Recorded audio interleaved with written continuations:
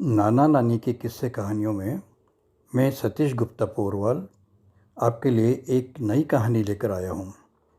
इसका शीर्षक है एक किसान और चार आलसी बेटे। एक गांव में एक किसान था। घर में उसकी पत्नी और चार बेटे थे।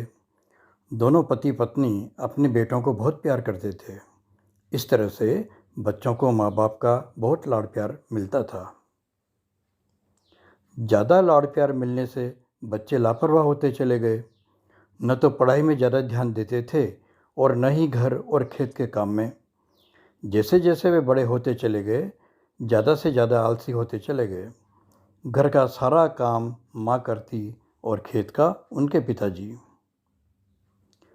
किसान बहुत मेहनती था।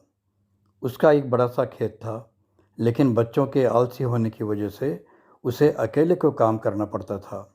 अतः खेत के एक छोटे से हिस्से में ही वह खेती करता और उसकी फसल से जो पैसा मिलता उससे पूरे परिवार का पालन पोषण करता था। एक दिन वह किसान बीमार हुआ। बहुत इलाज कराया, लेकिन बीमारी ठीक नहीं हो रही थी। उसकी हालत बिगड़ती ही जा रही थी।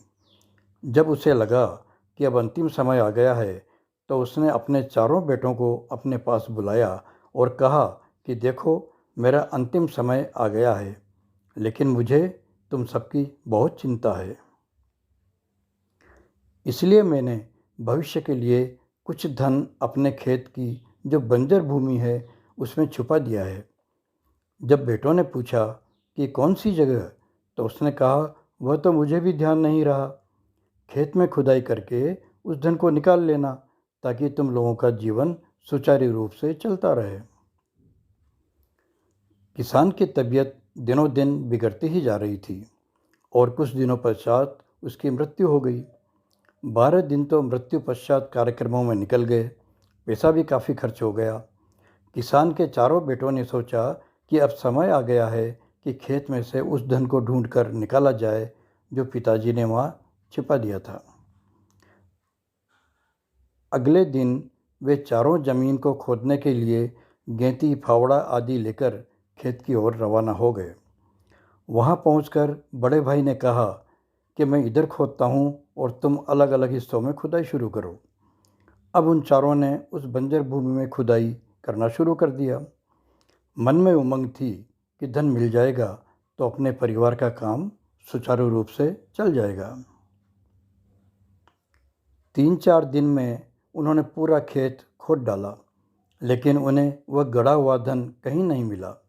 वे बहुत निराश होकर घर की ओर चल दिए। रास्ते में गांव के प्रधान मिले। उन्होंने पूछा कि तुम लोग कहाँ से आ रहे हो, तो उन्होंने पूरी बात बता दी। प्रधान जी समझदार थे। वे समझ गए कि उनके पिताजी का अभिप्राय यानी मतलब क्या था। प्रधान जी ने उनको कहा कि खेत की खुदाई तो तुम लोगों ने कर ही दी है। अच्छा है, उसमें बीज भी डाल दो। गेहूँ के अच्छे बीज मुझसे ले जाओ और खेत में डाल दो। फसल हो जाए और उसके दाम मिल जाएं तो मुझे वापस कर देना। चारों भाइयों ने सोचा, चलो ये तो छोटा सा काम है, कर ही देते हैं। उन्होंने अपने खेत में गेहूँ बो दिया।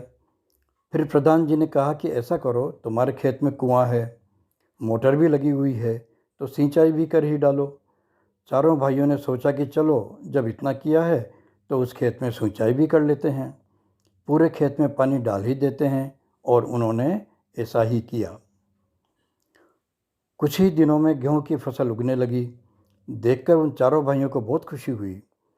अब वे सोचने लगे कि इतनी बड़ी गेहूं की पैदावार होगी तो इस गेहूं को बाज़ार में बेचेंगे और बहुत सारा पैसा आएगा।